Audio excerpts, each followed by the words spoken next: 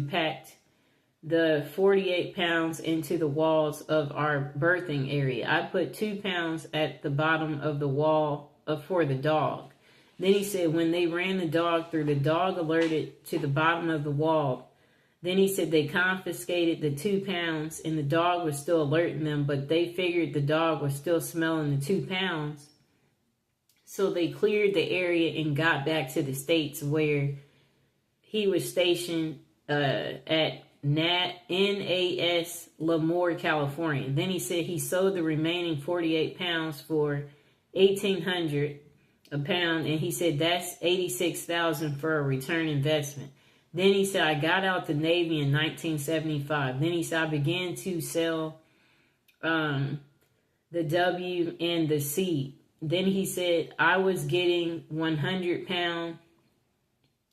I don't even know what that is. Then he said he was getting 20 kilos of the C from a couple of sources.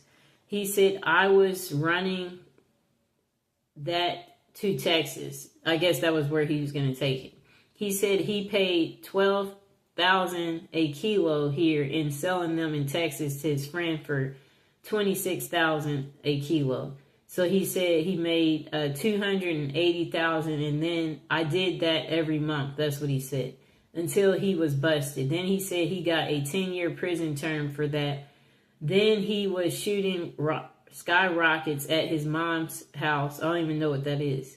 And one of them went sideways and lodged into a cypress tree, causing it to catch fire, which then started to catch his neighbor's house on fire. Then he said, I got up on the house and put it out, but the police said I was a hazard to the community because of all the house fires had wood shingle roofs. And then he said he was arrested for fire inhabited building because his neighbor and her daughter were in the house. And then he said he got wrongful burning for the cypress tree burning and got charged for possessing and discharging skyrockets.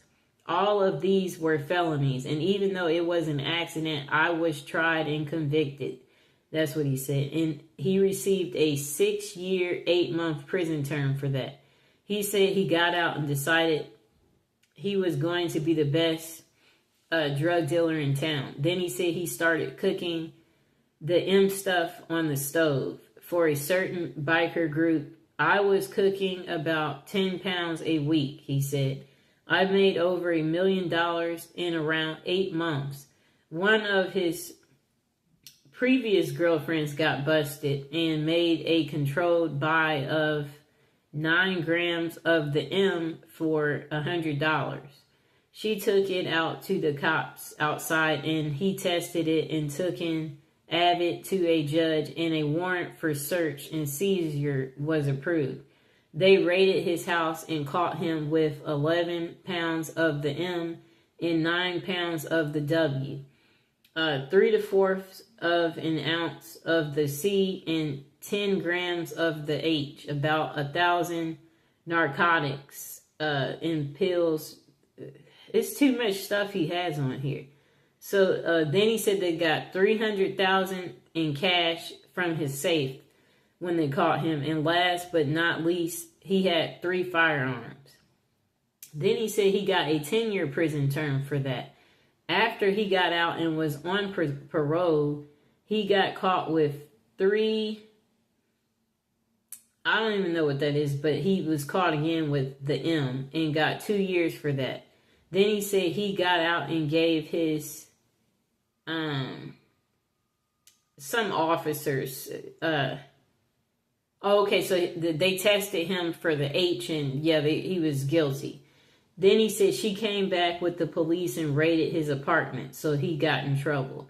They found more of the stuff in his girlfriend's room or something. And they wanted to give him life in prison for that. His brother and his mother talked to the district attorney, and he wound up getting a 10-year term for that tiny piece of H stuff they found. He said he studied law in prison and got an associate's degree for paralegal. He was working in a law firm office, and some super weird bad stuff happened which caused his fiance to commit suicide. He began using more and more of the H stuff as a result, and then he said he blew through his bank account and was broke. He said he got fired from the law firm for making too many mistakes on legal briefs. And then he said to get money for his addiction, he began to rob banks and rob a bunch of them. Then he said he got busted for the bank robberies. They wanted to give him a 46 years to life at first. Sounds like he keeps going to prison his entire life. That's the kind of life he was living. The attorneys where he was working took the case free of charge. It took 3 years in the county jail to get the sentence down to 15 years. Then he said he got out of prison and enrolled in a substance abuse program, got off drugs, and now he's a 67-year-old man on SSI and disabled. And then he said he's free and sober and happy. It took 33 years of actual prison time to figure out that drugs suck. I wish I had learned sooner. It is what it is. I'm writing an autobiography of my life. I've named it Diary of a Dope Fiend. He said he's almost finished. There's so much more than what he's typed here, and everyone says it's going to be so great. So maybe I can be an author of some books. Only time will tell. Well, I'm glad he got himself together. But who knows? Maybe he will be going back because of how many times he went. So the next person said, how can Android users make extra income, blah, blah, blah. Okay, so that's a different article. Oh, okay, no. Here it is. This person said they ended up there because allegedly they had CUT somebody 43 times. It was the very first felony charge, and it was aggravated assault with a deadly weapon intent to hurt them. It was trying to give they were trying to give her life for her first felony for the first time, really being in serious trouble. After sitting almost 2 years, her lawyer got her out. They were able to establish that she had PTSD due to getting she was in some type of domestic situation for 10 years of her life from her ex-husband. And so she blacked out when really upset, and she started, having some type of abuse go on with him. All she remembers of him is him punching her in the nose and remembering. Okay. So, yeah, okay. I'm skimming through this. So she says then she was only 30-something years old, and she said, can you imagine, it's been her life has been in prison, and you're only 30-something. That's a long time to be in prison. Now I'm a good girl. I don't mess with the, whatever that is. Okay, so that's how she got there. Next person. Some of these people, they don't sound too smart, to be honest. They said they've been to prison twice, both times over drugs. They said their first real stint started when they were only 23, and it was pretty scary. This was in a Texas state prison, and about as awful as it sounds. Gangs ran the place, and violence was just a fact of everyday life. While I was lucky enough to never get severely permanently injured, they said they got plenty of scars. Worst two are a 5.5 scar, one on their stomach from, a shank in prison, and then a noticeably bulge in their collarbone where it healed crookedly after being broke by a huge dude who wanted to get friendly, which I wasn't down with. Besides the human dangers, the prison itself was hazardous. Some areas were infested with rats, and they had roaches. This was their big risk everywhere. Then they said,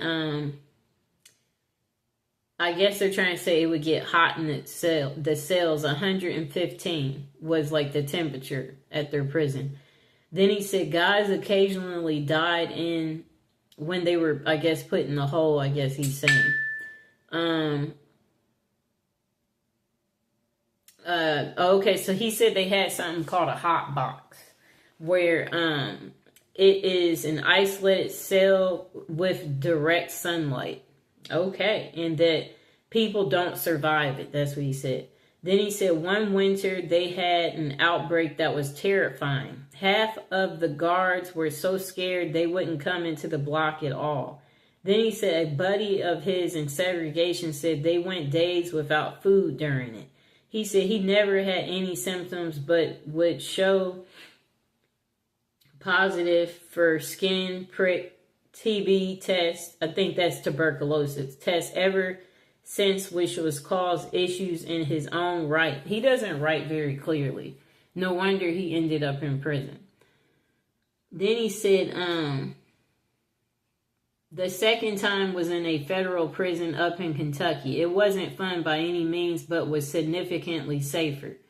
He said guards in the federal system are better paid and as a result much more professional and less corrupt.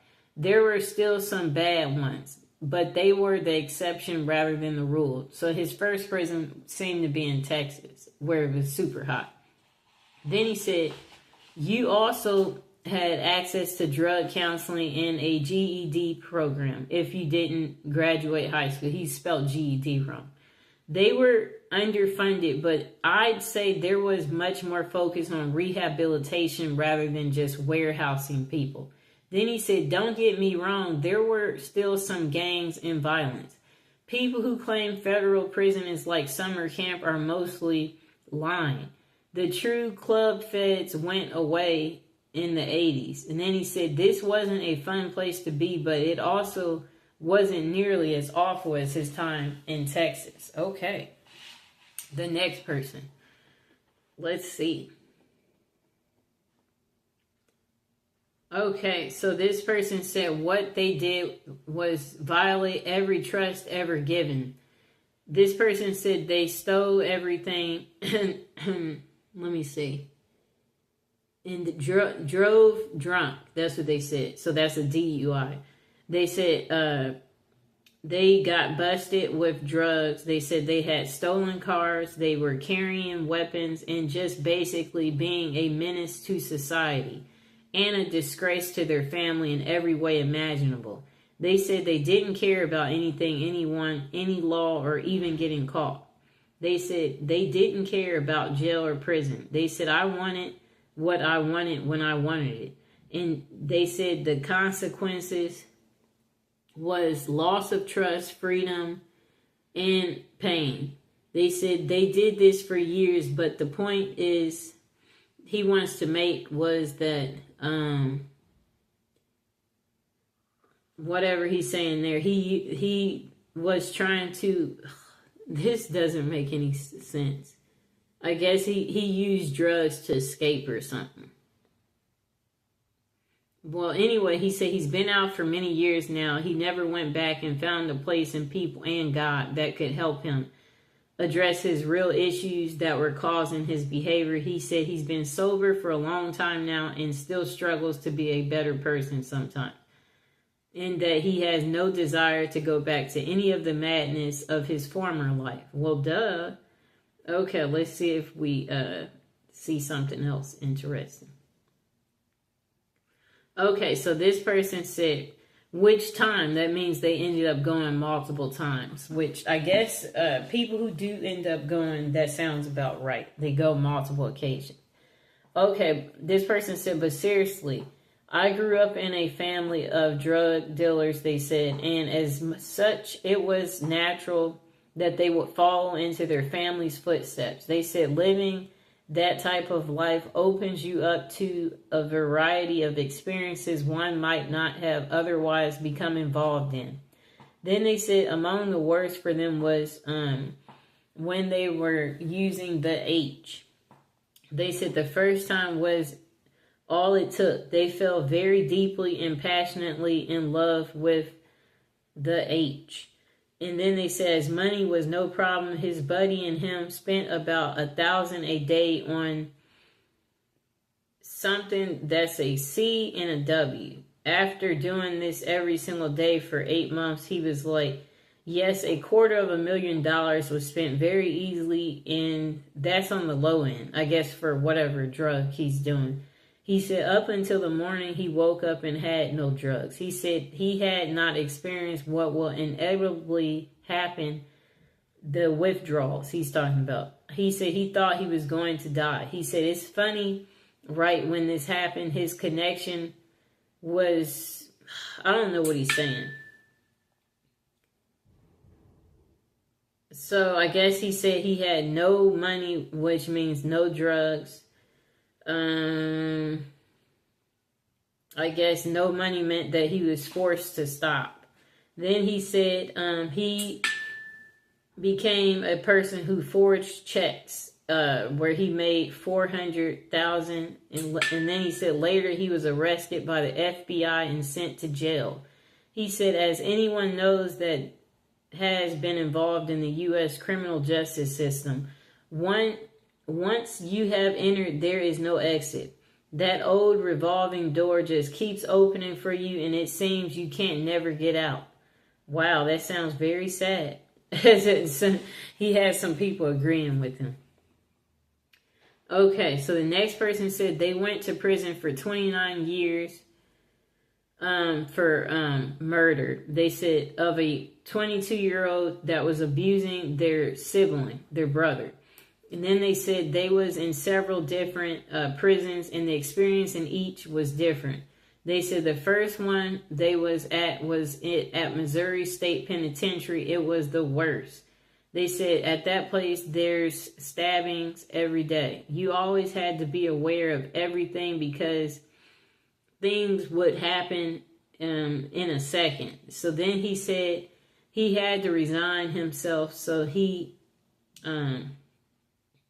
was he was not mentally doing well. So, but after 5 years he got transferred. He didn't think he was going to survive at that prison. There was still violence, but not nearly as much. And he said the prison was cleaner and had AC. He found a perk. That's funny. Looks like that's interesting. Let me see. These people have some stories. Wow. Okay, we're about to get into the next story. It's just so many.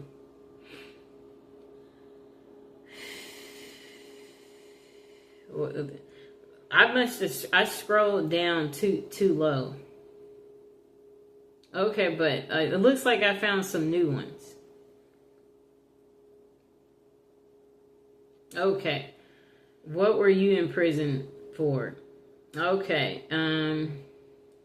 This person said they were 9 years old and they took a front end loader because they was tired of walking. They said it was parked outside a shop and was a loader for a logging company. The trooper released him to his uncle. You know what's going to happen now? He got a whooping from his parents or something. Then he said 10 years old that he had taken a motorcycle and went to juvie. He said he did 3 days and walked out still a bad person, he said. He said, I went into foster care where he skipped from home to group homes for 2 years and went home to his mother at the age of 12. He said he had told his case manager, I'll keep running. 12 years old, and he said he broke into a class where he had taken food and got a probation officer. While on probation, he said he burglarized businesses and stole cars and 3-wheelers, 4-wheelers, trucks, and boats. He said he had taken a truck belonging to the telephone company and paid restitution. Then he said he burglarized a home and had taken their food, money, guns, and anything he thought he needed. It's too many on here. Okay. Okay, I'm just... so he said he burglarized 2 businesses too and got caught with 2 loaded firearms, and he was sentenced to 2 years but not to exceed his 19th birthday. He said he was 17 years old and still had 14 months until his 19th birthday. 18 years old, using a soda can. He used that to hurt himself. Okay. So then he was in the hospital. Jesus Christ. Okay, his story is just too much to it. I don't think I can continue to read this because it's just nothing but showing how psychotic the person is. Okay, on to the next story. Why can't these people have simple stories? This person said they're writing this anonymously and they are sure you'll understand. They said they went to prison for ignorance. They said they had operated a computer repair business. One of the computers they were working on had child stuff on it, bad stuff. Then they said they never viewed the stuff. They said they never knew it was there, and they still don't know if it was or was not. Then they said his wife's ex-husband was a massive collector of that bad stuff. And it had been a really dirty divorce. They said their house had been burglarized or something.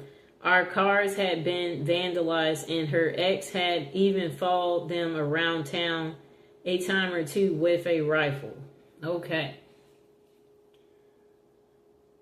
So then he said one early morning the FBI entered their home and dragged them out of bed, at gunpoint. They confiscated nearly 30 systems from their home and business and disappeared with them. I don't even know what that is. He said no search warrant was served, no Miranda rights were read, and only identification presented was a business card. And then he said that his wife and him could believe they were actually being visited by the real FBI officers and not a group of imposters. Okay. So then he said he spent 20 months in a tiny county jail, during which time he believed he had a stroke. No medical care was provided. Then he said in prison that he had been stabbed with a pencil after about 2 months at the jail and placed in solitary confinement from that point on, and no medical care was provided. I guess there's privileges in the real world, but not there. Then he said he was forced to accept a plea bargain to prevent his wife from being jailed for the possession of the stuff. Then he said 2 public defenders actually told him to accept the plea bargain or they will go after his wife. Then he said he signed a plea bargain accepting responsibility for possessing a photograph in return for a 3 to 5 year sentence. Ooh. Then after he accepted the plea bargain, he was removed from the county jail to a federal detention center. Then when he finally appeared before the judge, the prosecuting attorney requested he stand before the court and tell where he had gotten the picture before the judge ruled on his sentencing. He said he may have been able to accept responsibility for possessing the photograph convincingly, but he was unable to lie about obtaining it convincingly. His sentence was 120 months. He was shipped and processed to a satellite low after a half a year of he was harassed by guards and inmates and was shipped to a low security prison for his protection. After being, he said, assaulted at the low for being a chomo is what they called it. He said it's a prison term for what he did. He was shipped to a medium security facility. The entire time he was locked up, He was required to speak to staff members who wanted him to accept responsibility for his deed. Many years he spent being mentally assaulted with the goal of forcing him to accept his responsibility for his conviction. There was no appealing his case. One of the clauses in his plea bargain stated he would not say he had been poorly represented. Another clause prevented him from filing an appeal. It is his opinion that the only thing the lawyer represented was his own interest. Now, as a free person, he said he's required to go through group therapy weekly with the intent on getting him to accept responsibility for his crime, even though he has passed 3 separate polygraph examinations to prove his innocence. You may ask, is there justice in America? He can only speak to what he's experienced. Perhaps if he had been guilty, this could be considered justice, perhaps. Okay, what a sad story. He said he dealt with the shame of his conviction by believing he was convicted for being ignorant of how the justice system works, ignorant about how public defenders work, ignorant of too many things that directly affected him. He said he's been shunned by his parents, siblings, and niece and nephews, stepchildren, and grandchildren, and his in-laws, and every friend but one. He said he lost his baby sister to cancer and his grandparents to old age. He said his wife, bless her, is here by his side for the remaining by her husband's side. She is shunned too. And then he said, he has a lawyer willing to take his case to the Supreme Court, and she has won a few cases similar to this. Whether he wins or loses, he said he prays every day for simple acceptance from his fellow man/woman. But he said even if he had been guilty, he has paid his dues. Yet due to the nature of his accusation, he still gets treated like dirt. He said, I don't say this with any agenda except to perhaps educate people to a simple fact. Whether or not a person was actually guilty of a crime, after that person has paid their penalty, no one has the right to continue to judge them. No one except the higher power. Again, thanks for the upvotes. They help. Then he said it is now 5 years after his release, and not much has changed for the better. He said, I guess he's fatigued over this. He said his mind goes on strike and leaves him in a daze. He said, let me see. His life was destroyed by our legal system. And then he said, update, 6 years after his release. I keep praying it'll get better. 7 years after his release. He said, I have some of the answers and see I need to clarify a few things.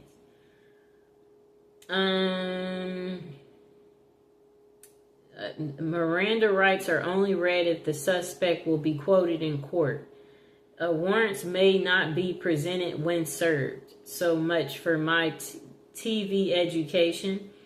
Then he said, whether I was the person who obtained the picture or not, he said he was still the person in possession of them. Next thing said, things are better. That's what he said. Number 5, to those who have a choice, do not ever accept a public defender. Wow. Then he said 9 years after his release, he has a lawyer now. He said he finally is able to submit a FOIA request. There was a confidential informer in his case. Because of the informer, his case had been sealed. Then he said also because of this informer, the warrant that had been signed and sealed by the magistrate, the warrant was expedited because it was believed he had the ability to destroy the evidence if allowed the chance to do so. He said currently the courts have ruled he no longer has to register as a sex offender list until the courts rule in his case. Okay, so he said he's not on that list no more. Then he said 11.5 years in prison, 5 years on supervised release, 9 years on the list of the bad list. And it appears the courts will now clear his record. Wow, I guess he had tough time. You know, that was a crazy story. This person said they used some type of tool and got someone 43 times. They said it was the very first felony charge, and it was an aggravated assault with considered a deadly weapon, intent to harm them. It was they were trying to give that lady life for her first felony, for the first time really being in serious trouble. After sitting almost 2 years, her lawyer got her out. They were able to establish that she had PTSD due to getting in a domestic dispute with her ex-husband. Okay. Let me see.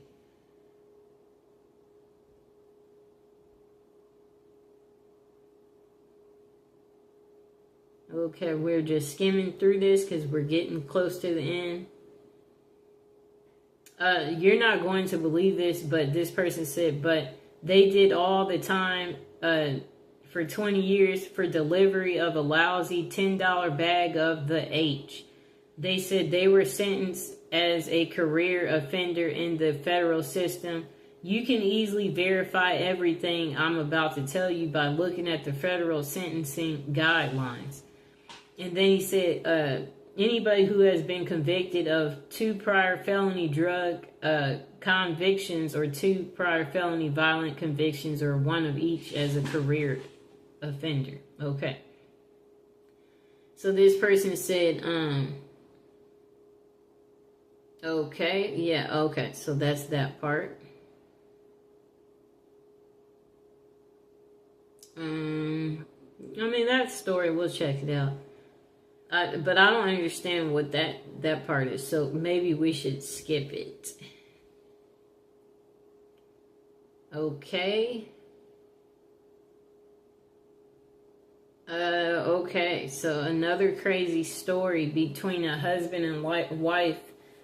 If a man said he got sentenced to 7 years and 9 months for hurting his new wife with a tool.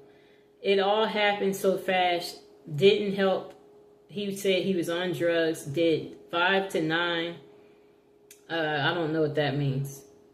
Got, I guess, 5 to 9 years or something. Got a bit over 3 months left on parole, and then his sentencing is finally over.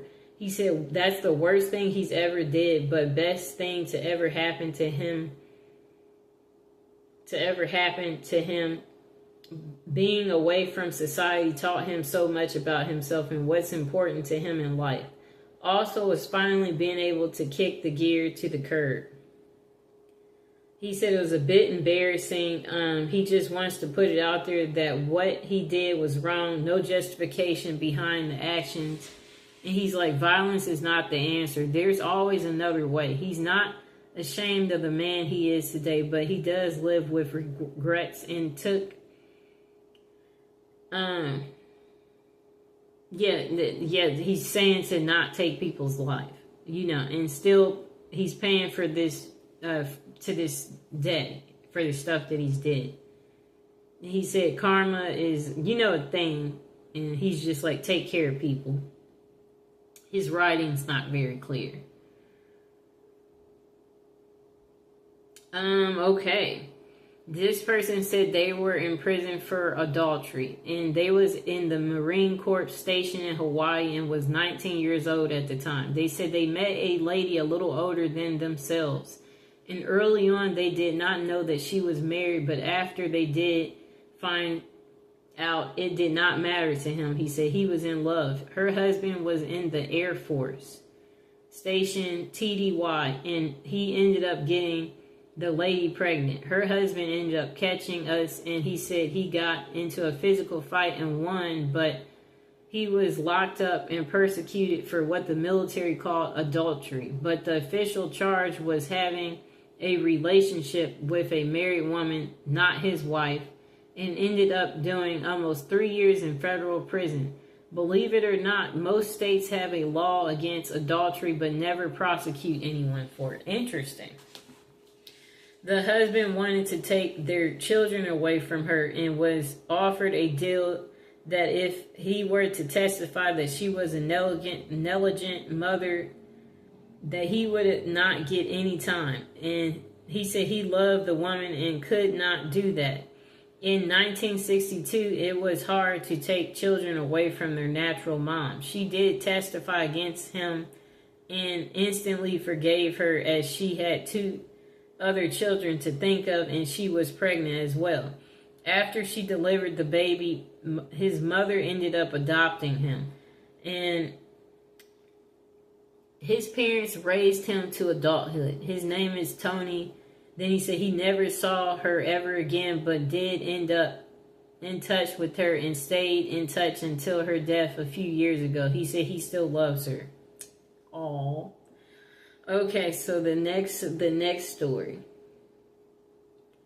This person said, as a senior prank, their high school had a tradition of stealing the statue from in front of the local Big Bob's Boys restaurant and putting it in their school. In his senior year, they guessed the manager at the restaurant had gotten tired of it, so he had that statue chained down to its pedestal with a heavy, dusty chain. Looks like a long story. And why can't he just get to the point?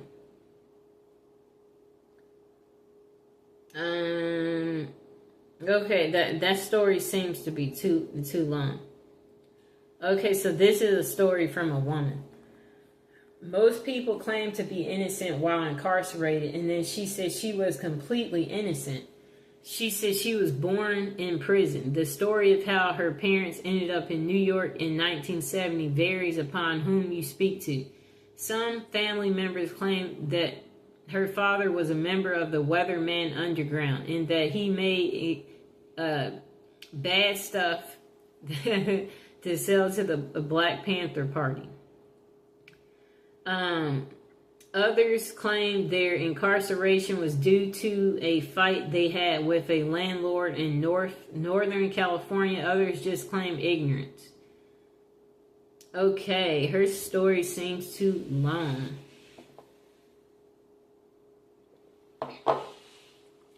Apparently, the event of her birth was a news event that was heard across the globe. Her mother says she received cards from people in Europe and Australia. Her parents or grandparents heard the story of her birth on the news.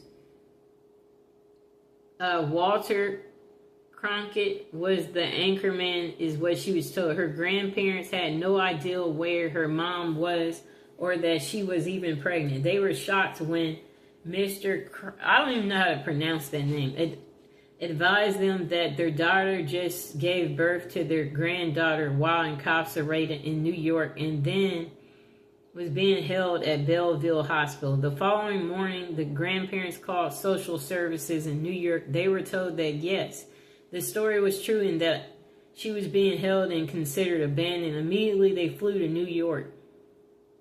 She said she was 5 weeks old when her grandparents came for her. They raised her. They were the ones she called mom and dad. Unfortunately, they have long passed, she said. Her mother and her speak regularly, and she has always been in her life, sort of. She is a wonderful person. Her father, she's met only 3 years ago. She said she was 43 at the time. He had been searching for her all her life. The ultimate joy her presence gave to him was outstanding. He was a wonderful man as well. She keeps in contact with both parents regularly. You may be curious as to how she feels about her early prison sentence. She said I was innocent. I don't recall. I didn't do it. I'm not sorry. I have turned out just fine besides of it being kind of a cool story. Sounds like she's speaking for her mother. Okay.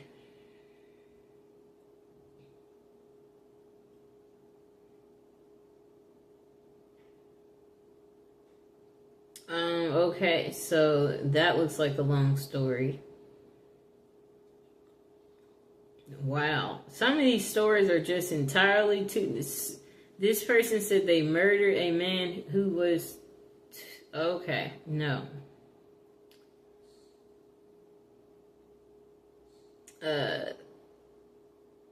Yeah, some of these stories, they're just too long. This person stole 42 cars. That's how they ended up there. I like how they got to the point. Okay. Again, this case is someone in possession of drugs. That's how they went. This person served 40 years in prison and they've done their time and they are tired of trying to explain that part of their life to everyone. What's interesting is they're not saying what they were there for. Okay. Another person ended up in prison while in high school. But they should just say immediately what they ended up there for. And this person is saying it's a scary place. They said they ended up there their freshman year. And that they were on the basketball championship team. But they don't really get to the point to how they ended up there. This person said they broke many laws and deserved it. When they hit hard times and couldn't pay child support, got caught up with the wrong couple of guys that seemed to have some ideals of how to make a little extra money. Yeah, I guess he's saying that's what caused him to go to prison. Okay. He's not good at writing. Okay, someone said something for abuse of pain pills. It's how they're writing this that's not making it so great. Okay. This person said they were arrested and convicted of felony and a misdemeanor offense in the state of Pennsylvania and 2 felony counts against the U.S. Yeah, but they're not really saying much more. So he said his actual crimes were robbery and assault of people who had drugs and theft of money and property from regular civilians. And the crimes were against average people. Something he said he'll always regret. And he will carry the guilt with him for the rest of his life. Well, duh. He said he was addicted to breaking the law. Okay.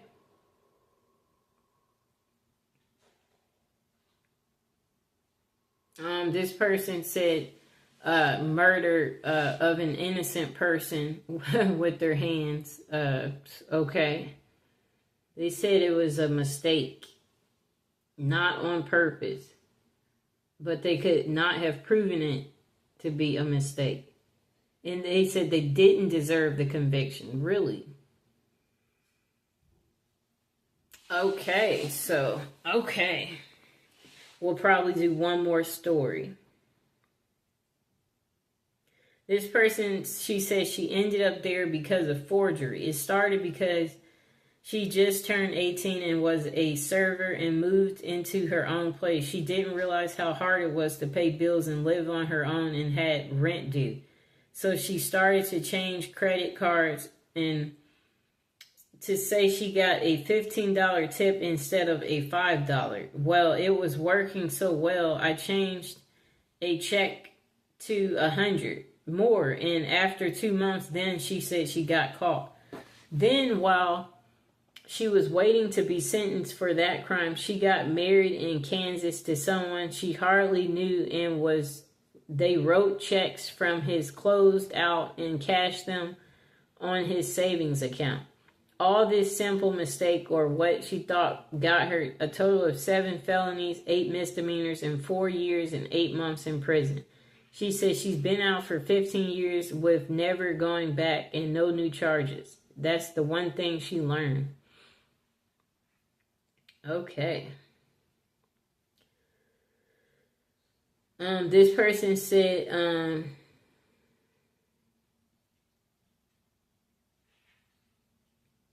okay. I'm trying to see what she did because she's not getting to the point.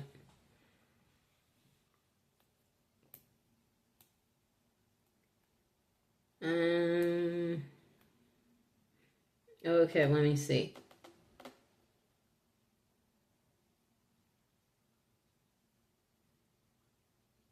This person said they went because they weren't fast enough to dodge the cops. They were trying to break into a liquor store and then more cops arrived. Good story. Okay, so let's see if we can do one last story and then call it a day.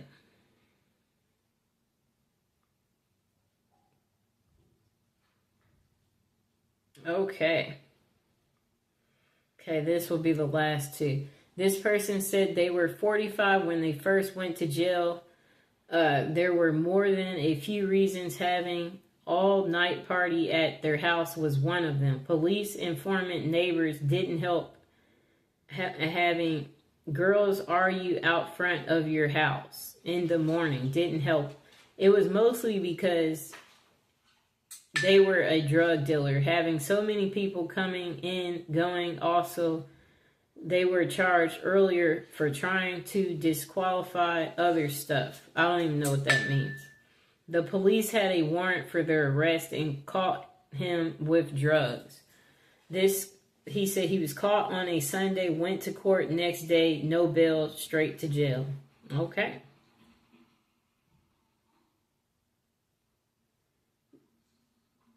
Next person said they was given a 28-year sentence for burglary while armed as a repeat offender, of which they served 18 years, 2 months, and 4 days before they was sentenced on parole. They said they feel the need to expand on their answers, so they're adding this.